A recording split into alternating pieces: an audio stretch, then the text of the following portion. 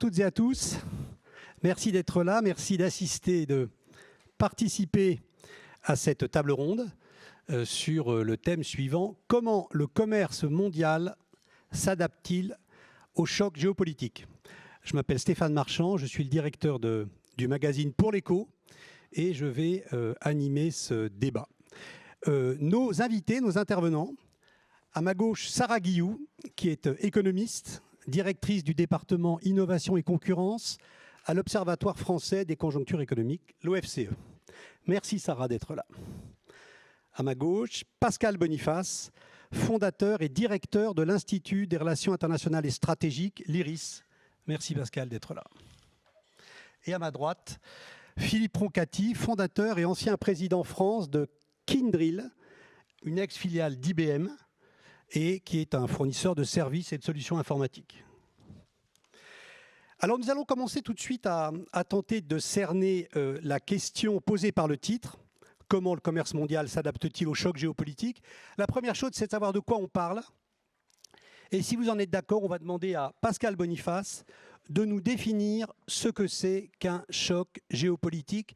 Sous-entendu, un petit peu dans ma question, on comprend bien pourquoi la guerre en Ukraine est un choc géopolitique, mais on a l'impression que les affaires du Proche-Orient, les crimes en Israël, puis la guerre horrible à Gaza, ne déclenchent pas véritablement de choc géopolitique, ou que des conflits, par exemple comme un conflit en Éthiopie, la guerre civile en Éthiopie, qui a fait des centaines de milliers de morts en 5 ans, ne déclenche aucun choc géopolitique, voire une couverture de presse relativement limitée.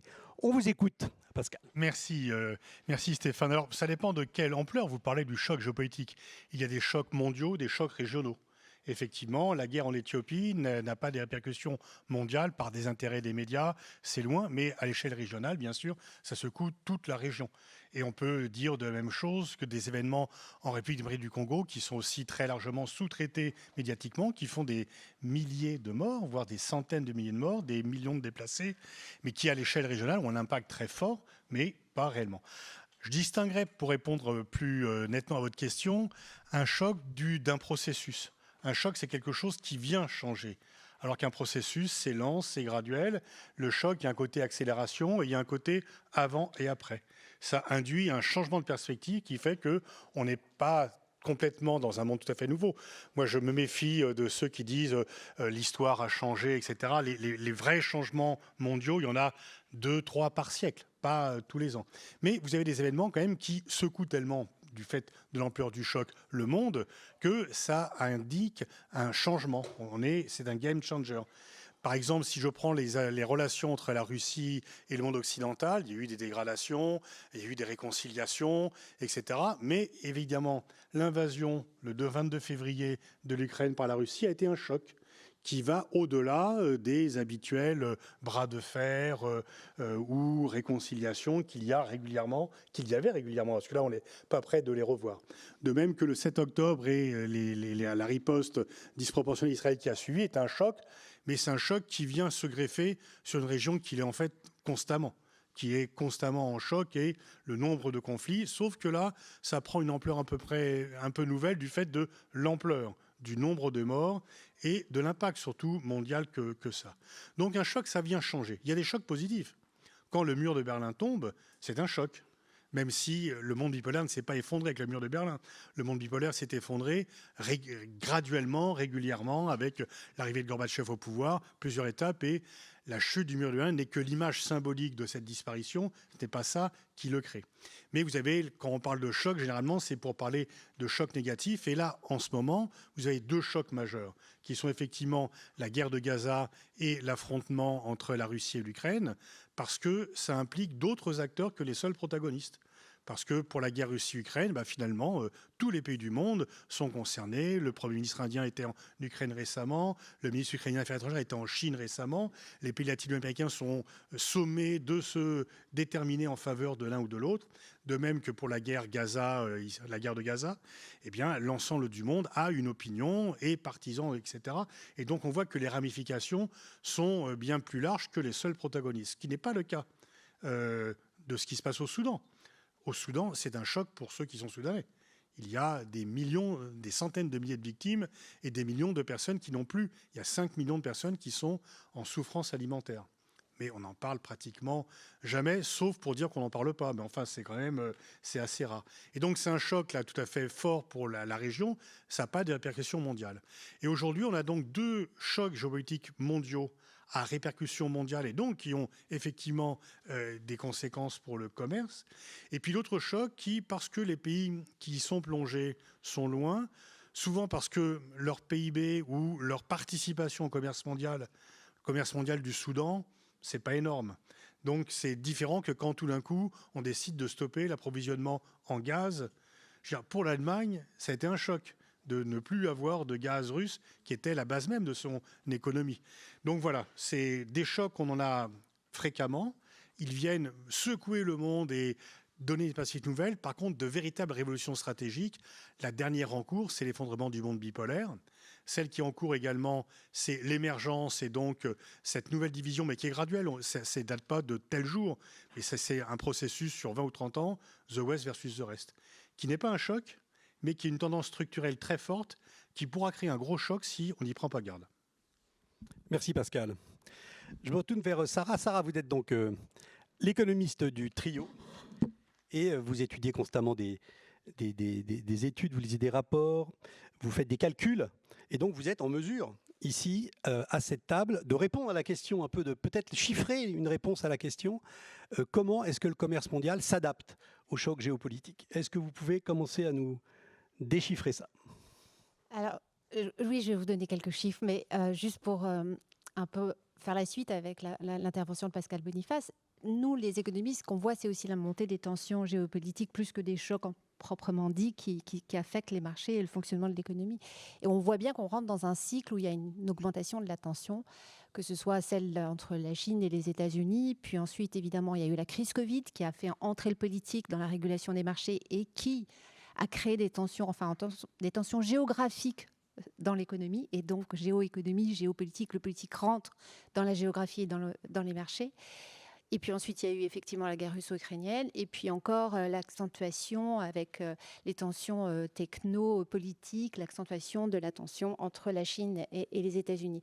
Donc on a un contexte effectivement d'accroissement des tensions, et en même temps, structurellement, on voit qu'on a une augmentation aussi de toutes les dimensions d'interdépendance.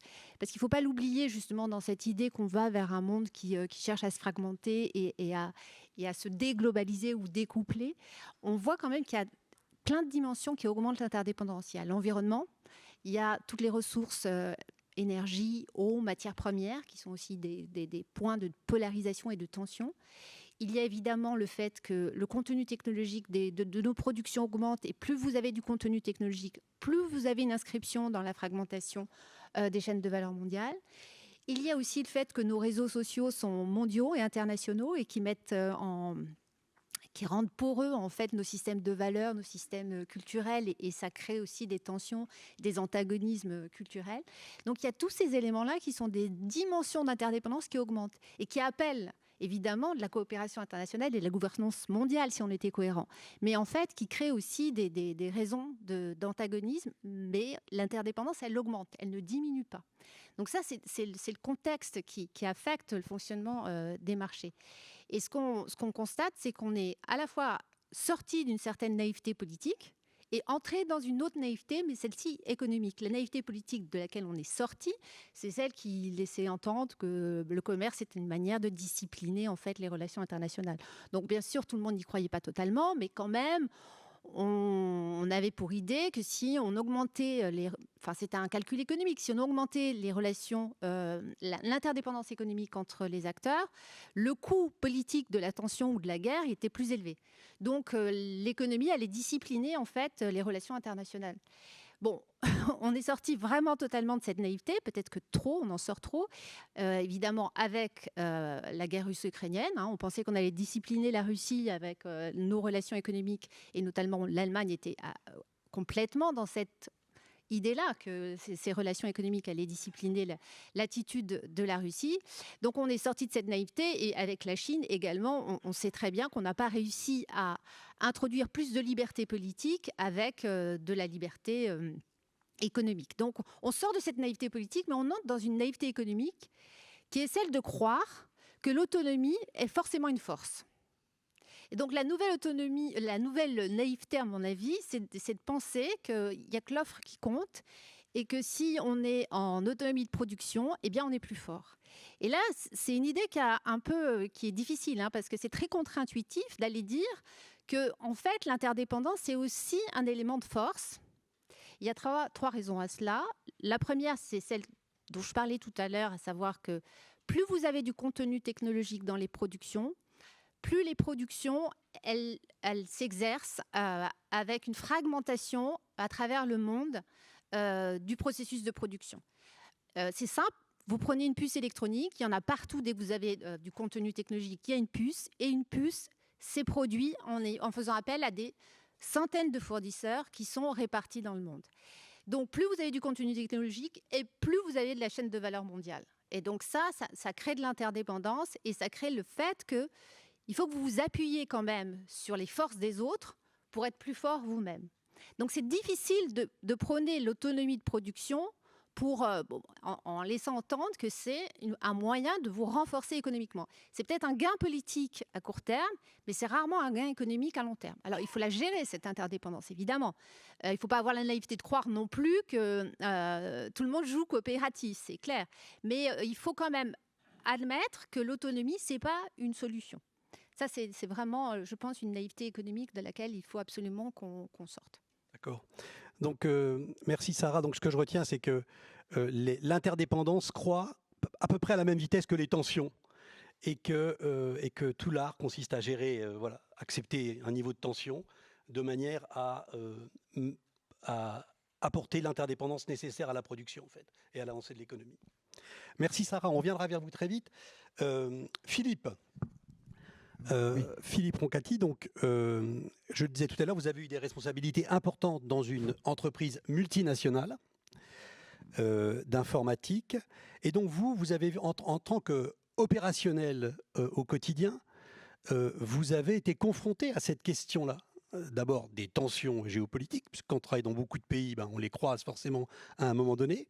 Et puis, votre politique commerciale, votre politique de production, votre localisation en dépendent. Alors, est-ce que vous pouvez nous donner quelques exemples, la manière dont vous, je ne dirais pas d'en bas, ce serait méprisant, mais au plus près de l'économie, vous avez vécu ça?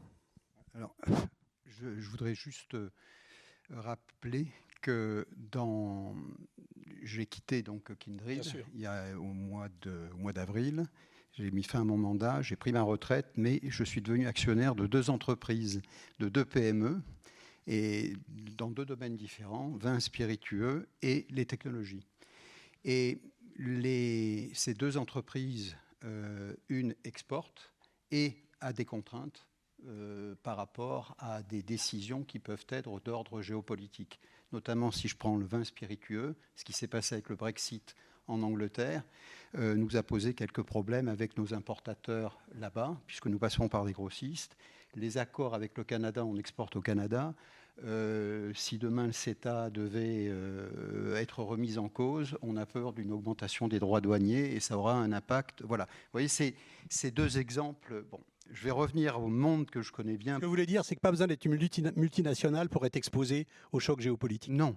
Et d'autant plus que Sarah et Pascal parlent de globalisation, on parlait de choc, on parlait d'augmentation d'interdépendance.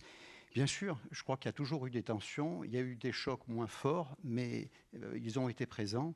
Et ce qu'on demande à une entreprise, en particulier quand c'est une multinationale, et donc ce qui veut dire qu'elle est présente dans des différents pays. Si je prends par exemple ce qui s'est passé avec l'Ukraine, et la Russie, ça a eu des impacts sur la France parce que des entreprises françaises avaient des implantations et des sites de production en Russie, ce qui était moins le cas d'autres pays européens, et je pense notamment en Allemagne. Non, si je reviens dans le monde que je connais bien, qui est le monde de la tech, où j'ai travaillé donc dans 2 grands groupes internationaux, IBM et Kyndryl, qui n'est pas une filiale, mais qui était le spin-off des activités d'infrastructure management services d'IBM. Ce sont 2 groupes qui sont internationaux, qui sont globaux, présent et voilà, localement et globalement. Et il est clair que les tensions que l'on peut avoir, les chocs qui se déroulent dans le monde ont des conséquences sur un certain nombre de choix.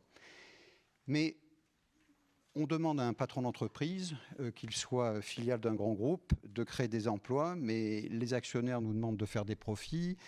Quand on est coté en bourse, les critères de valorisation d'une entreprise, c'est la croissance du chiffre d'affaires, c'est le profit, c'est le carnet de commandes, donc le backlog. Donc c'est tout de même 3 variables financières qui sont le fruit d'un certain travail, et on va demander à un patron d'entreprise, à ses équipes, de s'adapter. Parce que ce qui se passe dans le monde se passe pour les concurrents de l'entreprise. Donc, Kyndryl, mais ses concurrents ne sont pas plus épargnés. IBM, comme ses concurrents, ne sont pas plus épargnés. Donc, on est logé à la même enseigne. Donc, si je donne quelques exemples pratiques, si je prends ce qui s'est passé notamment en Ukraine, on a rapatrié nos collaborateurs qui étaient en Ukraine dans des pays proches, la Pologne, la République tchèque. Notre chance, c'est qu'on avait très peu d'activités en Ukraine et on n'avait pas d'activité en Russie. Par contre, on a dû accompagner certains de nos clients en France qui étaient présents en Russie. Et on ne se désengage pas informatiquement d'une présence locale comme ça du jour au lendemain. C'est un véritable projet. Donc il a fallu monter des équipes avec celles de nos clients, vérifier que nous tenions et nous avions en tant qu'entreprise américaine, parce que même en étant présent en France, il fallait respecter tout ce que l'on appelle toutes les compliances propres à la législation américaine par rapport à la Russie, et on n'avait pas le choix et on a dû s'adapter avec nos clients pour les désengager de leur activité sous l'angle informatique en Russie.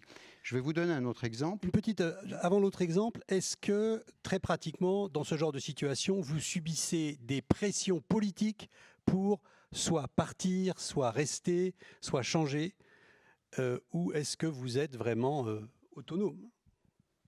Les pressions politiques, Stéphane, lorsqu'on on représente une entreprise américaine, on doit être aligné avec la stratégie de son groupe. Et une entreprise qui est cotée au NYSE va, dans tous les cas de figure, faire des choix par rapport à un certain nombre d'enjeux géopolitiques. Je prends l'exemple de la Chine. IBM était très peu présent en Chine. Kyndryl n'est pas du tout présent en Chine. Et quand certains de nos clients travaillent en Chine, on les met en contact avec certains sous-traitants avec lesquels on a l'habitude, on les connaît. Donc ce sont des choix. Est-ce qu'il y a eu une pression particulière de se désengager ? Je ne vais pas vous répondre. D'accord. Voilà. Alors revenons à votre exemple. Puis après. Je vais vous donner un exemple sur les ressources. On parle bien sûr des enjeux technologiques. Vous me prenez la guerre, entre guillemets, des technologiques entre la Chine et les USA. On sait très bien que la Chine est extrêmement présente et essaye d'avoir cette autonomie en termes de semi-conducteurs sur l'hypersonique, notamment les États-Unis, ça va être sur l'intelligence artificielle, ça va être sur le quantique, sur la cybersécurité. Si je prends l'Inde diplôme chaque année plusieurs centaines de milliers, je crois que c'est aux alentours de 500 000 ingénieurs par an. Aujourd'hui, quelles que soient les positions politiques de certains pays, l'Inde fournit des ressources à l'Europe, aux États-Unis en particulier. Et donc, nous, quand il y a eu en Inde, probablement à cause de tensions issues de problèmes géopolitiques, une attrition extrêmement forte et une augmentation des salaires importants en Inde, je parle de 30 à 40% d'augmentation, il a bien fallu s'adapter. Donc on a dû revoir notre politique d'offshore en développant le nearshore en Pologne, en République tchèque par exemple. On l'a fait aussi en Hongrie. Puis on s'est dit, on est trop tributaire donc de cette attrition qui était très forte, qui était de l'ordre de 30% en Inde. Donc comment on peut, après avoir revu notre politique de nearshore en termes de ressources, nous adapter par rapport à l'Inde. Donc on a mis en place un grand programme d'automatisation et c'est quelque chose de véritablement, ça a été véritablement utile. Ça nous a permis de répondre à nos problématiques d'attrition et on l'a fait sur 2 ans. Donc vous voyez qu'une entreprise, quelle que soit, je crois, son activité, n'a pas d'autre choix que de s'adapter. Et pour moi, c'est extrêmement important. Et je terminerai là-dessus, parce qu'on parle de globalisation. Le numérique est partout. Aujourd'hui, à part encore quelques pays qui manquent d'électricité, voilà, les réseaux dont parlait tout à l'heure Sarah sont extrêmement importants. Et donc, une grande partie du monde aujourd'hui est numérisée. Donc, ça crée cette porosité. Ça développe cette porosité, ça développe ces interdépendances. Et moi, je vois qu'au travers de ces interdépendances et de cette porosité, il y a, je pense, en tous les cas pour les entreprises, beaucoup d'opportunités. Merci. Merci Philippe pour cette tonalité optimiste. Pascal, je me retourne vers vous. Parmi tous les conflits, toutes les tensions, il y a un type de conflit particulièrement qui capte l'attention, c'est le moins qu'on puisse dire, ce sont les conflits militaires. La guerre en Ukraine a déjà fait des centaines de milliers de morts, des destructions économiques, on ne peut même pas imaginer ce que c'est. Et pourtant, on entend souvent dans les commentaires cette remarque, pour les Américains, qui sont à l'œuvre en Ukraine, pour les Américains, finalement, la guerre d'Ukraine, c'est un détail. C'est une distraction par rapport au vrai problème des Américains, qui est le choc technologique avec la Chine. Et un choc technologique finalement assez restreint, puisqu'il porte sur des matériaux, sur des microprocesseurs très petits, on dit moins de 7 nanomètres, on entend dire à ce point précis-là, parce que ce sont eux qui vont guider toutes les devices d'intelligence artificielle du futur, et notamment militaires. Alors, j'aimerais vous entendre là-dessus. Est-ce que c'est vrai que le monde qui vient, ou qui est déjà, est conduit principalement par le choc sino-américain ? Oui, c'est la coupure majeure, c'est ce qu'on appelle le piège de Thucydide. Les Américains disent parce qu'il y a un changement de régime politique, nous sommes une démocratie, la Chine est un pays autoritaire. En fait, la Chine n'a jamais été une démocratie. Auparavant, les Américains s'en accommodaient très bien. Mais la vraie différence, c'est que la Chine faisait 10% du PIB américain en 2001, qui en fait 75% aujourd'hui. Et que c'est quand le numéro 2 rattrape le numéro 1 que le numéro 1 se fâche finalement. Donc d'où l'exemple de Thucydide, Sparte et Athènes. Sparte ne pouvant pas accepter la montée en puissance d'Athènes. Sur les microprocesseurs, c'est un exemple, mais en fait la compétition, elle est partout. Elle est partout, elle est effectivement dans la technologie, dans l'intelligence artificielle, mais aussi dans la sécurisation du pétrole, d'où les liens de la Chine avec l'Iran, l'Arabie saoudite, le nombre d'alliances dans les différents pays. La Chine est désormais le premier partenaire de 130 pays commerciaux, les États-Unis de 60 seulement, donc on voit bien qu'il y a un changement. Et effectivement, le monde va être confronté à cette rivalité sino-américaine pendant les 20 prochaines années, parce que les Américains ne peuvent pas accepter de devenir le numéro 2 et que les Chinois ne vont pas accepter de cesser leur croissance pour ne pas froisser les Américains. Donc, et je dirais que la réponse à cela, dans son livre sur le piège de Thucydide, Graham Allison dit généralement, quand le numéro 2 veut dépasser le numéro 1, c'est la guerre. Il y a 3 exceptions, quand l'Espagne double le Portugal, quand les États-Unis doublent l'Angleterre et quand l'Allemagne double au niveau européen la France et le Royaume-Uni, mais on est dans le même système. La seule fois où ça n'a pas été la guerre, c'est quand il y a eu la détente entre l'URSS et les États-Unis, parce que Nixon et Kissinger ont traduit du rattrapage à l'époque soviétique, de l'affaiblissement des États-Unis, qu'il fallait s'accommoder de l'Union soviétique. Mais je vois personne aux États-Unis qui dit qu'il faut s'accommoder de la Chine. C'est le seul point d'accord entre Trump et Kamala Harris, c'est de dire que la Chine est une menace existentielle. Donc ça se joue, et nous, Européens, on est concernés parce que les Américains disent il faut choisir, nous sommes une démocratie, vous aussi, donc whose side are you on ? Et qu'on est appelé à suivre un agenda américain qui n'est pas forcément le nôtre. Et moi, je vois en fait par rapport aux coupures dont vous parlez, Stéphane, il y a 3 coupures géopolitiques majeures. La première entre la Russie et le monde occidental, elle est durable, tant que Poutine sera au pouvoir, et il ne va pas démissionner prochainement. L'autre coupure, c'est celle-là, Chine-États-Unis. La troisième coupure, donc, que j'ai évoquée rapidement, mais sur laquelle je voudrais revenir, parce qu'elle me paraît majeure et arbitrée par les 2 autres, c'est entre les Occidentaux et les autres. Le Ouest et le reste. On dit non, mais le reste, il n'y a rien à voir entre la Chine, l'Inde, le Brésil. Non, bien sûr, ils sont très différents économiquement, politiquement, géopolitiquement, mais ils ont tous un point commun. c'est qu'ils ne veulent plus que le monde soit dominé par l'Occident. Tous ne sont pas les ennemis de l'Occident. Le Brésil n'est pas l'ennemi de l'Occident, l'Indonésie n'est pas l'ennemi de l'Occident, l'Inde n'est pas l'ennemi de l'Occident, la Russie l'est, la Chine est un peu à part, parce que la Chine a besoin de l'Occident. Mais tous disent, non, vous avez terminé de dominer le monde, maintenant on veut avoir notre mot. Et en fait, le duel Chine-États-Unis risque d'être un peu arbitré par ce duel Ouest versus le reste.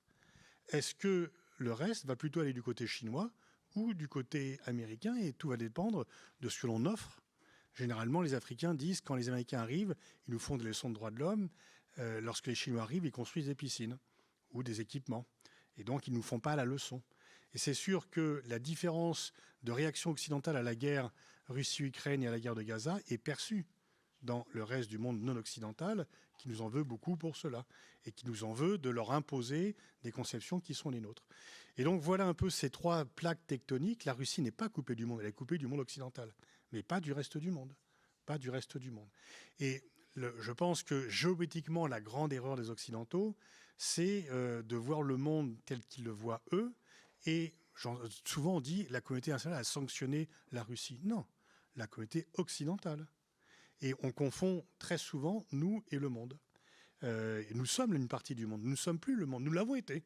Nous l'avons été trop longtemps aux yeux de certains. Nous ne sommes plus le monde. Et je ferai référence à un livre de Maurice Gourdeau-Montagne, dont rien que le titre me rend jaloux, parce que j'aurais aimé écrire ce livre-là. Les autres ne pensent pas comme nous.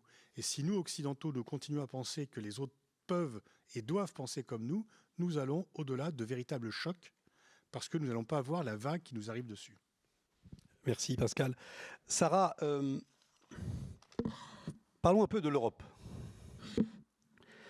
L'Europe est un géant commercial. C'est un poids lourd commercial à l'échelle mondiale, de même que c'est un poids lourd dans la concurrence, par exemple. On lui reproche d'être un peu faible dans notre domaine, mais dans ces deux-là, elle est très forte. Donc c'est un géant commercial, c'est un nain géopolitique.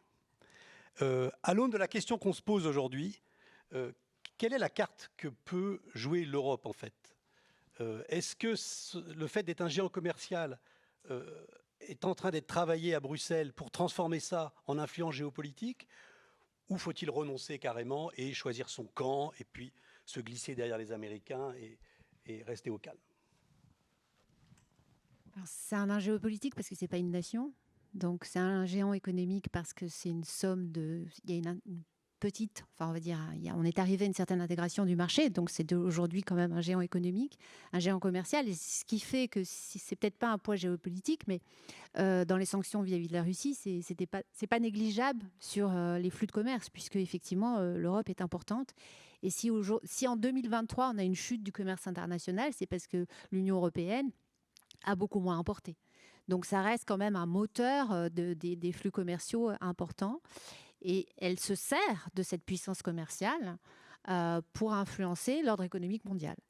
Alors évidemment, vous avez raison, c'est un nain géopolitique parce qu'on n'a pas une entité qui a une ligne commune en matière géopolitique. On essaie, mais ça reste quand même toujours lent et soumis au consensus.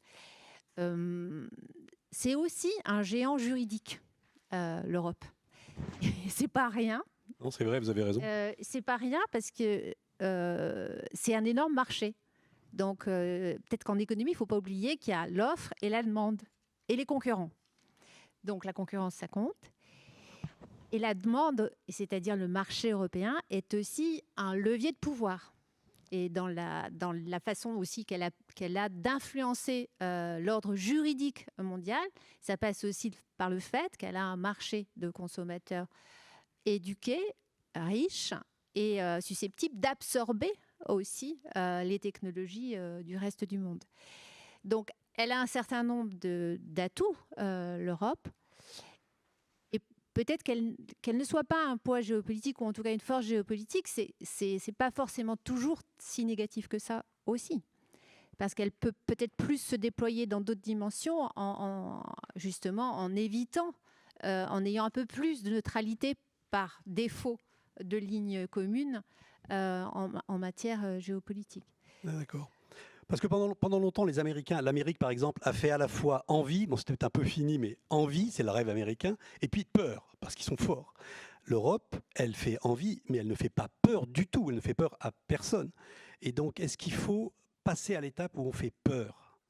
Elle ne fait pas peur. Alors, deux choses. Elle ne fait peut-être pas peur, mais on préfère la voir comme amie qu'ennemie quand même. Puisqu'il vaut mieux faire du commerce avec l'Europe que de ne pas en faire. Donc, on craint le protectionnisme européen. Les Chinois craignent le protectionnisme européen. Et puis ensuite, la difficulté de l'Europe, c'est la maîtrise technologique et le fait qu'elle prenne un certain nombre de retards par rapport à des technologies importantes, sachant que la plupart des technologies aujourd'hui, elles ont une portée duale, c'est à la fois civile et militaire. Et ça, c'est aussi important dans les tensions géopolitiques aujourd'hui et dans la tension entre les États-Unis et la Chine, c'est qu'on sait que les technologies du futur, que ce soit l'intelligence artificielle, mais tout ce qui touche aussi au numérique, sont potentiellement disruptives en matière de pouvoir sécuritaire et militaire. Donc ça, c'est problématique peut-être pour l'Europe. Ça reste quand même un endroit où on dépense beaucoup en termes de dépenses militaires aussi. Donc l'Europe n'est pas un nain militaire. Donc tout ça fait qu'évidemment, l'Europe a une carte à jouer un peu difficile entre l'autocratie chinoise et le capitalisme autoritaire chinois et le libéralisme et la puissance technologique américaine. Merci Sarah. Pascal. Oui, je voulais réagir par rapport à ce que vient de dire Sarah. J'ai un accord et un désaccord avec vous sur le fait que parfois l'Europe étant différente et n'étant pas une puissance agressive, elle passe mieux. Et effectivement, elle apparaît comme une puissance multilatérale, ce que ne sont pas toujours ni la Chine, jamais la Russie et pas souvent les États-Unis. Donc ça, le fait d'avoir cette différence, c'est bien. Par contre, le fait d'être pas réellement un acteur géopolitique crée quand même une difficulté, c'est que ça nous crée une dépendance qui a été aggravée par la guerre en Ukraine. Parce que toutes les conclusions qu'ont fait les pays européens, c'est que nous avons besoin d'une protection américaine contre le danger russe. Peu importe que ce danger existe réellement pour les pays européens, c'est perçu comme ça, les perceptions deviennent des réalités. Et donc sur de nombreux sujets, les pays européens se calquent sur les positions américaines, y compris parfois contre leur propre intérêt, en échange de cette protection qu'ils leur accordent. Et donc, si, par exemple, par rapport à l'Inflation Reduction Act, les pays européens n'ont pas été extrêmement mobilisés, c'est que certains disent, oui, mais attention, nous, on a besoin des troupes américaines, et les Polonais, les Slovaques, les pays baltes vont être très peu désireux d'affronter les États-Unis.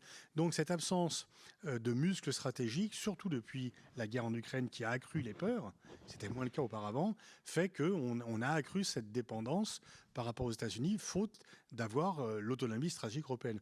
En 2019, Macron disait que l'OTAN était en état de mort cérébrale. Aujourd'hui, c'est l'autonomie stratégique européenne qui est en état de mort cérébrale. Merci Pascal. Philippe, on va parler des entreprises. Donc on entend constamment dire beaucoup d'entreprises sont trop puissantes, plus puissantes que des États. Et donc, quand on parle de géopolitique, on ne peut pas s'empêcher de considérer ces éléments-là comme des acteurs de plein droit et parfois plus puissants que certains pays. On a assisté récemment à quelque chose d'assez intéressant aux États-Unis. C'est une rébellion des entreprises américaines face à la politique américaine vis-à-vis de la Chine sur une sorte d'interdiction de vendre certains composants informatiques, les processeurs dont on parlait tout à l'heure. Vous avez travaillé dans des grandes entreprises. Est-ce que vous avez ressenti ça dans vos interactions avec la direction de l'entreprise, avec les stratèges de l'entreprise, le fait qu'elles se conçoivent comme des acteurs géopolitiques à part entière? Les entreprises, en particulier les entreprises qui sont mondiales, internationales, sont par définition des acteurs géopolitiques. Je rappelle, aujourd'hui, toutes les entreprises s'engagent ont un responsable RSE ou ESG, et ça démontre bien qu'une entreprise a un rôle important à jouer sur le microcosme comme sur le macrocosme en fonction de sa taille. Donc, voilà, les engagements aujourd'hui, qu'ils soient sur l'environnement, sur le social, sur la gouvernance, c'est des engagements qui sont clés. Et c'est bien d'avoir légiféré, et c'est bien de donner cette responsabilité-là aussi aux entreprises, parce que ça permet de créer pas des contre-pouvoirs, mais sont des acteurs beaucoup plus présents. Donc ces fameuses tensions, cette augmentation des interdépendances, moi je trouve que c'est plutôt positif, les augmentations des interdépendances pour les entreprises.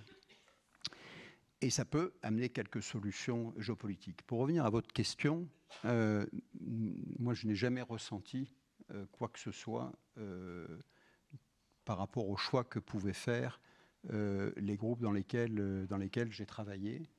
Donc non. Par contre, tout à l'heure Pascal le disait, lorsqu'on voit, et les 3 coupures, je vous rejoins complètement Pascal sur ces fameuses 3 coupures, et peut-être que l'Europe ça aura un rôle à jouer, et les entreprises européennes ont un rôle à jouer sur la 3e coupure, puisque ce conflit, entre guillemets, technologique, porté sur les technologies entre la Chine et les États-Unis, cette coupure-là risque d'être arbitrée par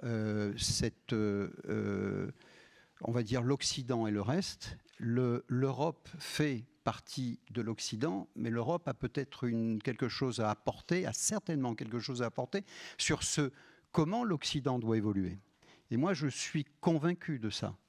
Et je pense que les erreurs qu'on a pu faire en tant que géant commercial, on a fait quelques erreurs.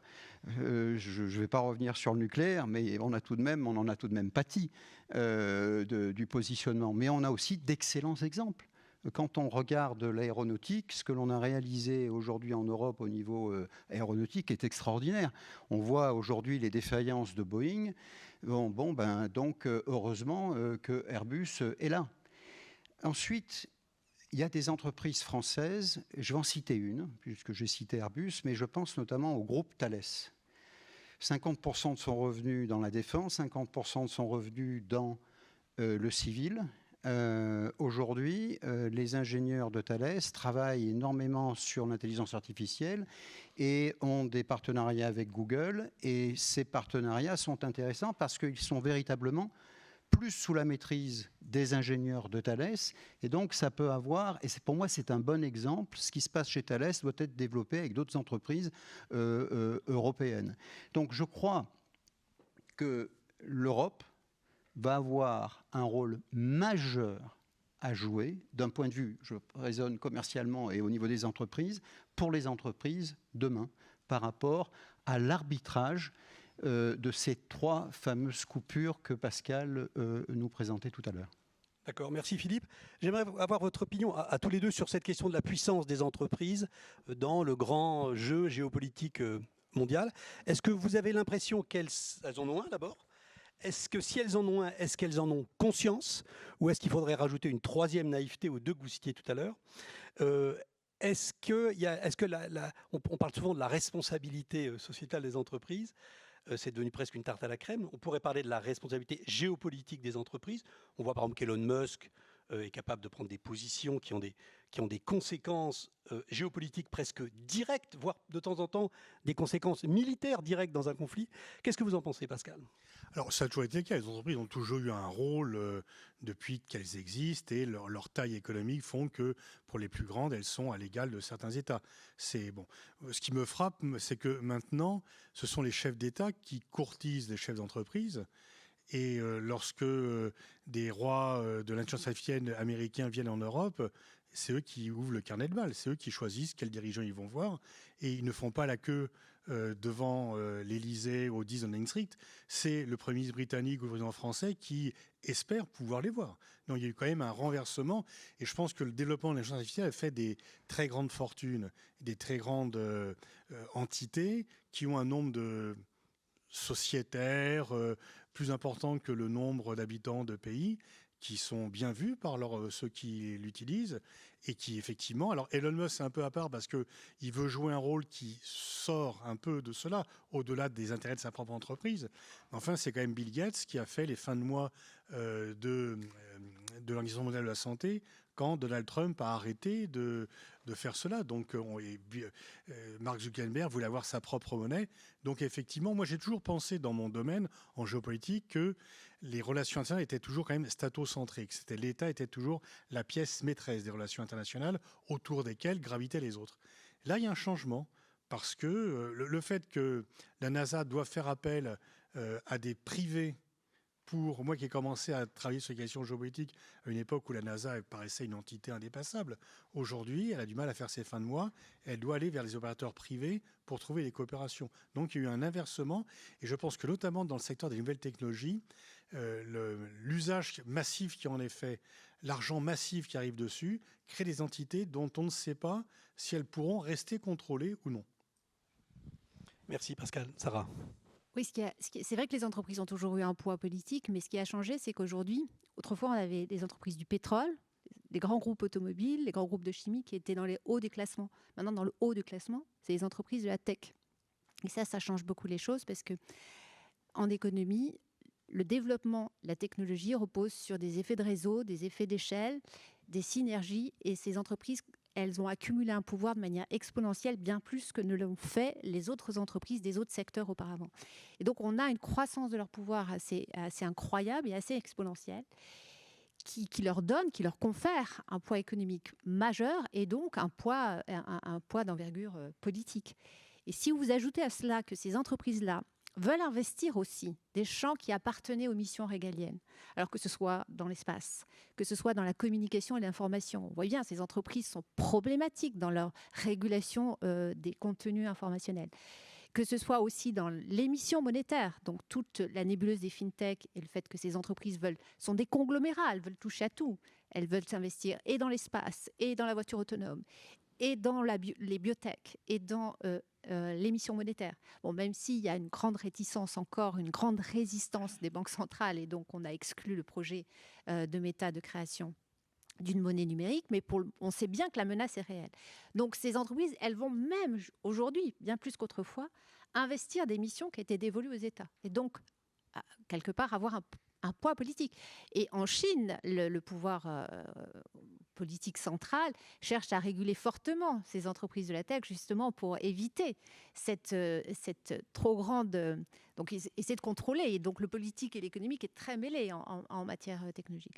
Donc, on est quand même dans un nouveau cycle en termes de pouvoir politique des entreprises aujourd'hui, et notamment de toutes les entreprises de la tech, et majoritairement aujourd'hui des entreprises américaines. D'accord. Donc, pas de très bonnes nouvelles sur ce... Alors, il y a une bonne nouvelle. Il y a quand même une bonne nouvelle, c'est que, enfin, il y a un changement aussi. Il y a un autre changement, c'est que là, on a eu la décision d'un juge américain de dire que le moteur de recherche de Alphabet, Google, était un monopole. Alors, tout le monde le savait, mais c'était démontré juridiquement, et on devrait avoir des sanctions. Et qu'est-ce qui apparaît, c'est qu'il y a potentiellement quand même l'idée du démembrement qui était, quand vous parliez avec des économistes de la concurrence, le démembrement tel qu'on a pu le faire autrefois, c'est pas possible, c'est impossible, on n'y arrivera pas. Et aujourd'hui, ça quand même, c'est une petite idée qui n'est pas totalement exclue vis-à-vis de ces entreprises-là. Donc il y a quand même un pouvoir régulateur fort, et notamment en Europe, contre ces géants de la tech qui va peut-être aussi infléchir les choses dans l'avenir. Donc, Merci beaucoup. Une question qu'on se pose forcément, c'est de savoir si les conflits technologiques, les conflits commerciaux, voire même les guerres technologiques et les guerres commerciales sont dangereuses, coûteuses, mais au fond, c'est quand même mieux que la vraie guerre. On voit des pays qui, dans une situation économique correcte, comme la Russie d'avant 2022, avec un énorme commerce avec l'Allemagne, notamment énergétique, etc., décident tout d'un coup d'aller jusqu'au boutisme militaire.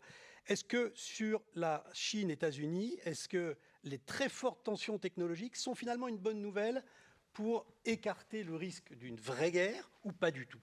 Non, parce qu'elles peuvent conduire à l'affrontement. Ce qui serait la bonne nouvelle, c'est une coopération technologique. On n'emprunte pas le chemin. C'est plutôt l'inverse. Et je pense qu'il y a un engrenage possible.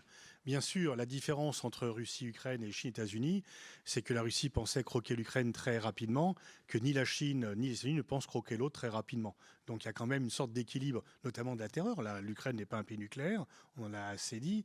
Donc Poutine a fait une formidable erreur d'appréciation en pensant que c'est très facile. Ce n'est pas facile, il gagne du terrain, mais il perd beaucoup sur le reste.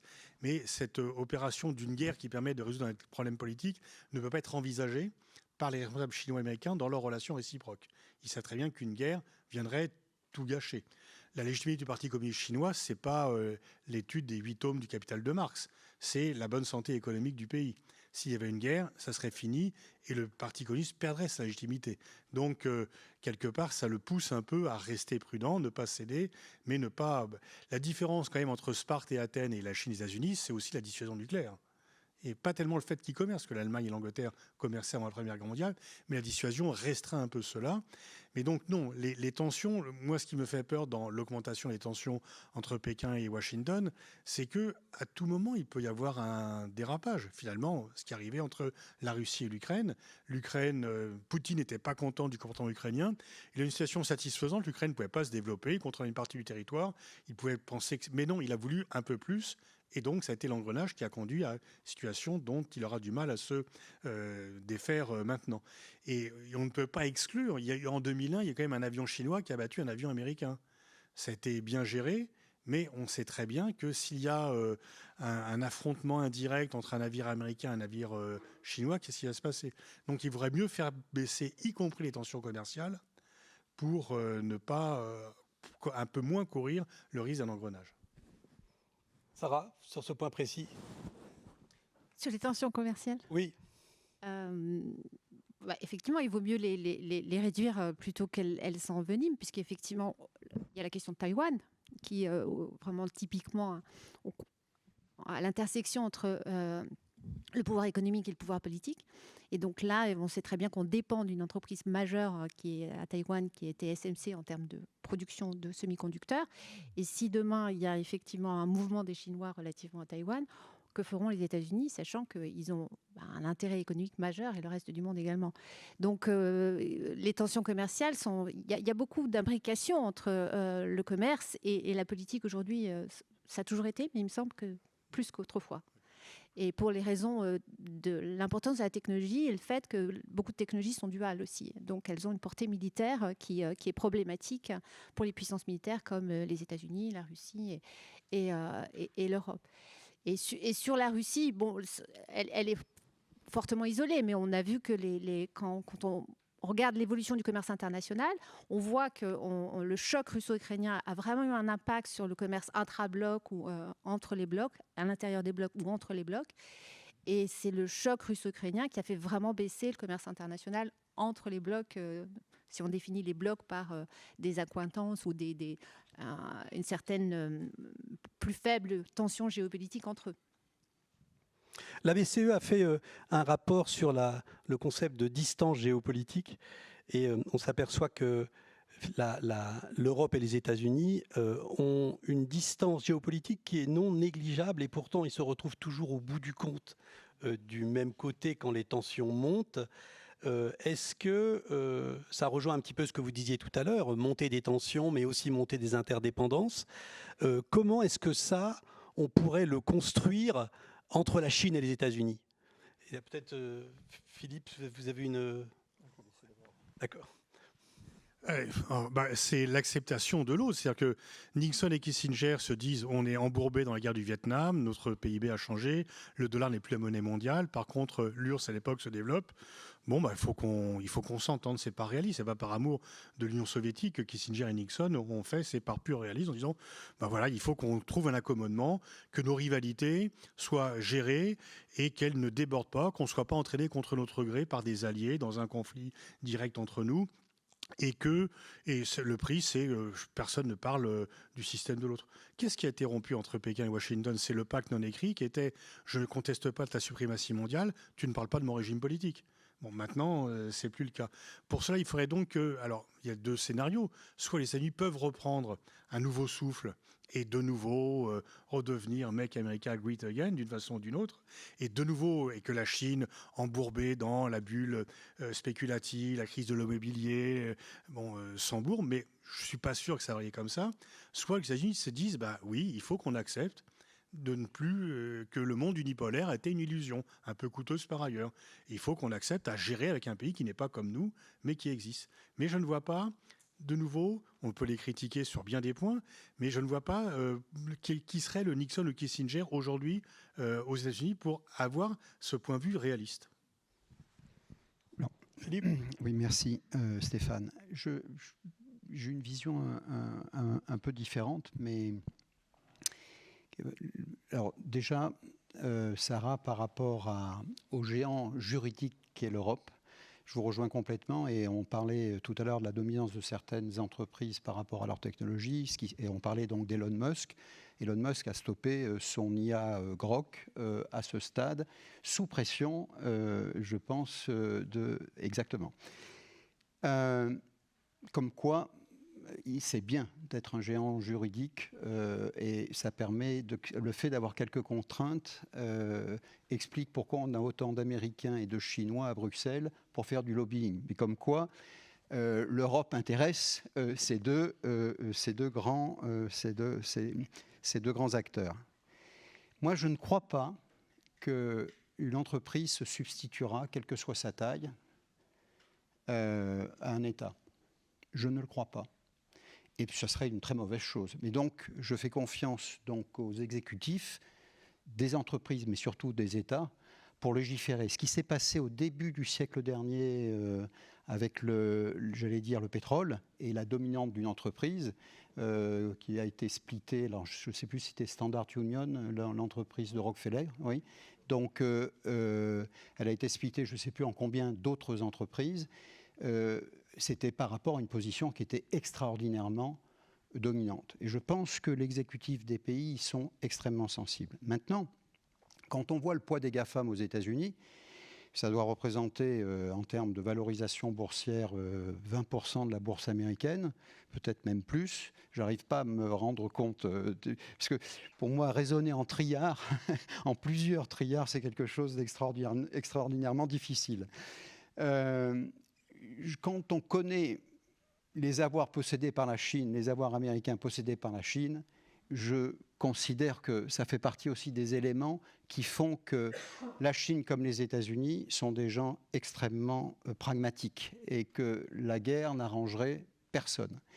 Et donc personne ne veut rentrer dans une situation qui serait hors de contrôle, devenant totalement systémique. Donc cette fameuse coupure dont parlait tout à l'heure Pascal avec la Russie et l'Ukraine, une de ces trois coupures, je reviens sur le rôle de l'Europe et sur la position que l'Europe doit prendre d'un point de vue économique et certes politique, mais l'économie, puisqu'on est un géant commercial dans un certain nombre de cas, on est un géant juridique, je pense qu'il ne nous manque pas grand-chose pour devenir, par le biais de l'économie, par le biais des relations commerciales et par le biais des contraintes juridiques que nous mettons en place, mais par le biais aussi de l'ensemble de nos ressources.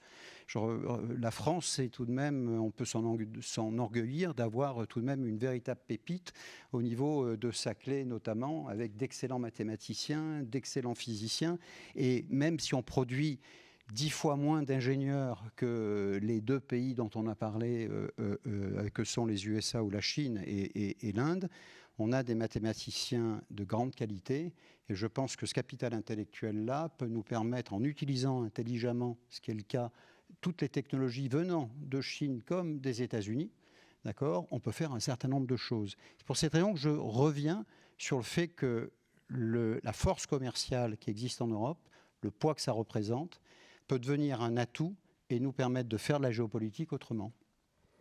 Merci Philippe. Il nous reste très peu de temps, mais peut-être terminer sur une question à plusieurs reprises. Il a été dit autour de cette table, tous les trois vous l'avez dit je crois, au moins une fois, l'Amérique n'est plus l'hyperpuissance qu'elle était. Alors dans quelques mois, le 6 novembre, on aura un nouveau président aux États-Unis. Ça change quelque chose, que ce soit Harris ou Trump ?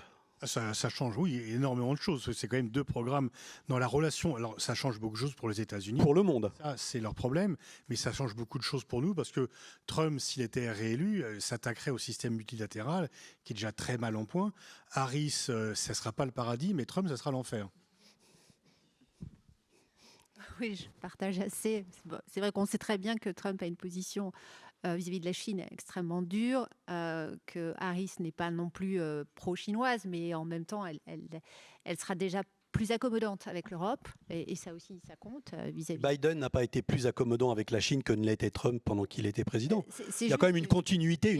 C'est le point de continuité. Mais la destruction systématique du système multilatéral et le désordre systématique dans les relations internationales, c'est le programme de Trump. Ce n'est pas le problème de Biden. Biden n'a pas été très protecteur pour les Européens. Liechtenstein Reduction Act, c'est quand même très dommageable. Mais, bon, mais on était tellement content de les débarrasser de Trump que là, il y a une très grande naïveté. Parmi les naïvetés dont vous parlez, la naïveté d'une Amérique multilatérale avec les démocrates, ça a été une très grande naïveté. Mais disons, il faut quand même choisir. On ne demande pas, une fois encore, il faut éviter le pire.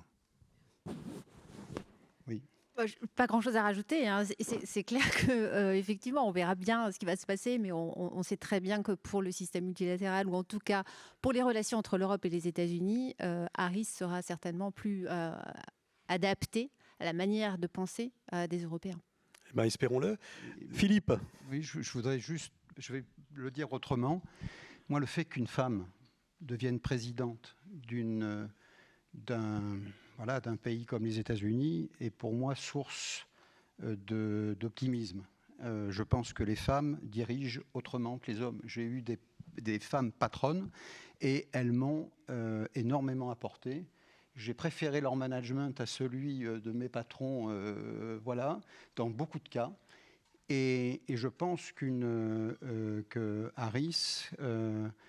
Kamala Harris pourra certainement, au-delà du programme, et je rejoins tout à fait ce que disait Pascal, une géopolitique plus féminine.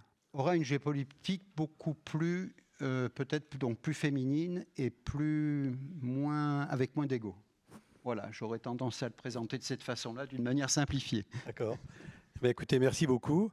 Je crois que le temps est presque passé. Merci à tous. On applaudit les intervenants. Merci.